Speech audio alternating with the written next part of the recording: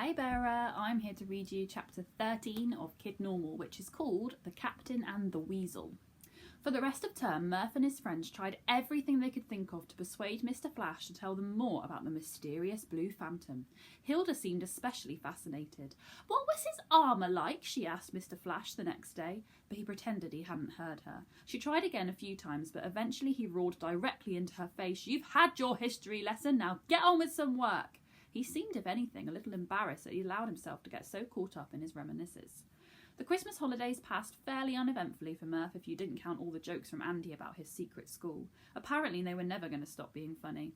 "Is there a Yule Ball in the Great Hall, Smurfface?" he'd ask every day, pirouetting around the kitchen. "Will you dance with Professor McGonagall?" The other notable thing about winter that year was the unusual amount of wasps. The local newspaper had run a story about it before Christmas under the headline Buzzcember, which was not especially clever on any level. In the article, which Murph read over breakfast one morning, they quoted a pest control expert who said he'd never been called out to see so many wasp sightings in winter before, and that the wasps seemed to be of unusual size and totally impossible to catch. One old lady rang up the local radio station trying to insist that they weren't actually wasps but robots sent to spy on her. The presenters just laughed and played another song. It was on their first day back, an iron-grey January afternoon, when the subject of the Blue Phantom was raised again.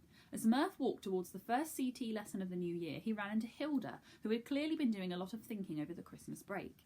"I mean," she puffed, trotting alongside him, "I don't understand what happened. If years ago there used to be real superheroes—" "Yes," Murph prompted her. "Then why aren't there superheroes anymore?" asked Hilda. "Well, there are," replied Murph, stopping to think. "But they're, secret now. No more costumes, like Mr. Flash said." "Well, it's a shame about the costumes," sulked Hilda. "I think a real hero should have a costume. If I make it into the Heroes Alliance, I'm totally having one. And what happened to the Blue Phantom? He was the coolest of them all. What if he's still out there somewhere, just waiting to swoop in and rescue people?" "Wouldn't the Blue Phantom be like 80 years old or something by now?" Murph reasoned. "He's not going to be swooping anywhere at that age."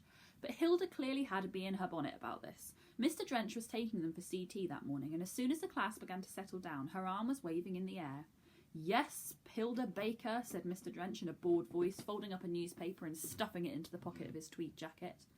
"If there used to be superheroes," asked Hilda stridently, "why aren't there proper superheroes anymore?" Mr. Drench screwed his face up. "What on earth do you mean, proper heroes?" Hilda was on a roll. "Real ones with costumes, like the Blue Phantom. You know about him, don't you?" "Of course," the teacher replied slightly reluctantly.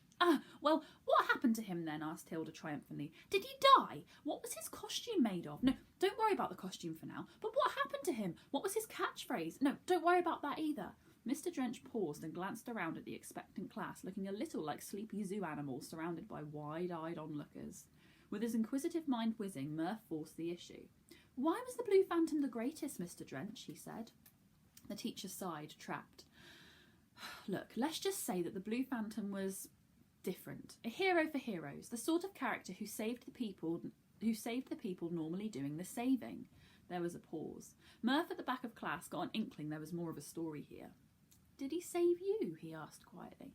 Mr. Drench looked even more uncomfortable. "Well," he said finally, "you could put it like that." "How? When?" asked Hilda, and more or less everyone else. "When else?" replied Mr. Drench simply. When all hope was gone, he sat down looking thoughtful and serious. "I haven't always just been Mr. Drench the CT teacher, he began. "We've all got a past. The day I first met the Phantom was also the first day I came into contact with the most dangerous enemy of them all. A day I wish to forget. The day I lost—" He trailed off. "Lost what?" breathed Hilda eventually. "The day I lost everything," said Mr. Drench dejectedly. "And the day I realised the true role of a sidekick. Tough job being a sidekick, People don't understand the sacrifice. Certainly not Captain Alpha, anyway." "Who's Captain Alpha?" asked Hilda, hardly daring to believe they were finding out so much. Murph suddenly remembered when he'd first met Mr. Drench, and something else clicked into place in his brain. "It's Mr. Superman!" he exclaimed. Mr. Drench raised his eyebrows in surprise. He seemed slightly annoyed with himself for giving the game away. "Yes, he was Captain Alpha, the strongest man on this or any planet. And I was known as the Weasel." "Weasel?" asked Hilda incredulously. "Yes, Weasel," he said defensively. "Weasels are actually fascinating animals. They're, very wily and cunning. That's foxes. No, it's definitely weasels. And they have astonishing hearing, which is, of course, my own capability, although my hearing has never been quite as exceptional since that day." So that's what you lost, Murph wanted to know. You lost your cape. Part of it, said the artist formerly known as the Weasel sadly. That's what happened to anyone who came up against him. Luckily, the Blue Phantom saved me before my whole capability could be stolen. Did Captain Alpha lose part of his power too? Hilda asked in a hushed voice. Oh no, said Mr. Drench. We'd split up and I was the one who encountered our enemy first. But maybe I was thought to be the expendable one. Not all capabilities are considered equal, as you were no doubt learning from Mr. Flash. It's certainly a lesson I learned that day. Mr. Drench fidgeted. A few beads of sweat had appeared on his brow. Clearly he was uncomfortable talking about this subject.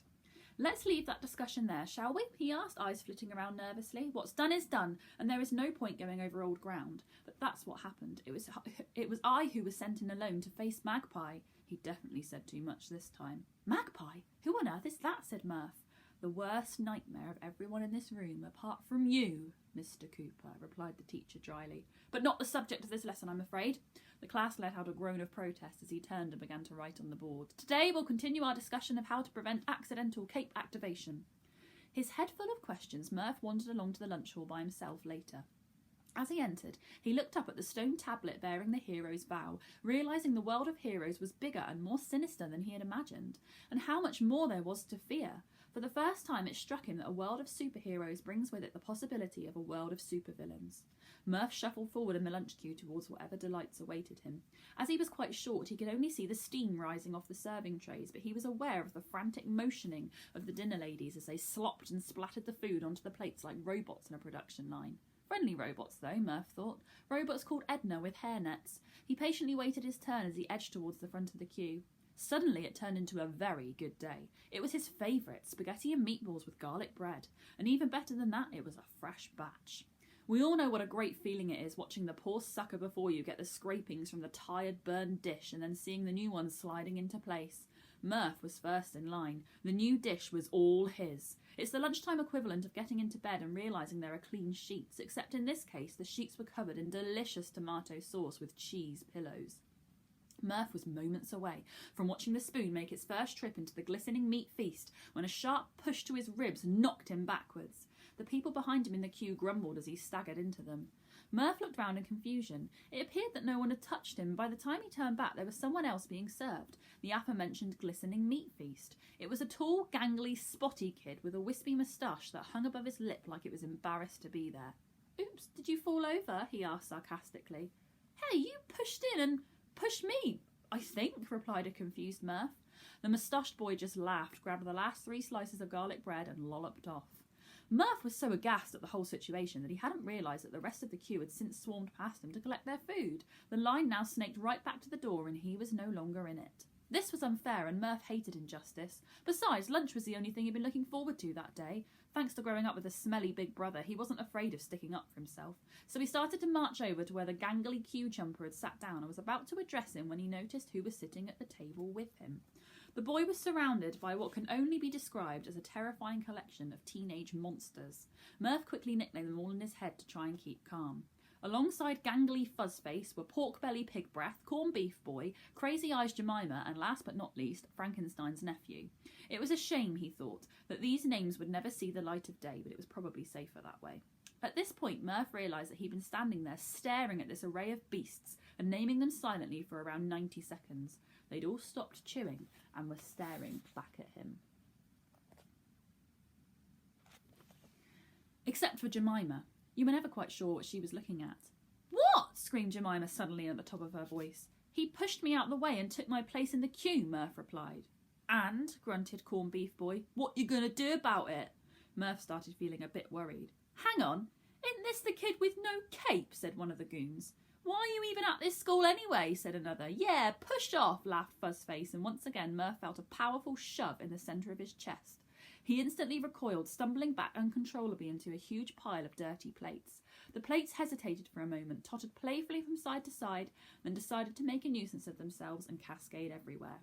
They fell backwards, showering the table behind, where to his horror Murph could see the bald head and broad back of Mr. Flash. A bald head and broad back that were now covered in splodges of tomato sauce and hoops of spaghetti. Fuzzface and his friends all scattered. terrified of being connected to what had happened. Mr. Flash got to his feet and turned around slowly like one of those ballerinas in a music box, only without the frilly skirt. His face was red, and not just because there was a significant amount of tomato sauce dripping down it, like savoury magma from an erupting volcano. He picked a morsel of chewed garlic bread from his moustache and surveyed the scene. It didn't look good for Murph, who was standing right beside the smashed pile of plates.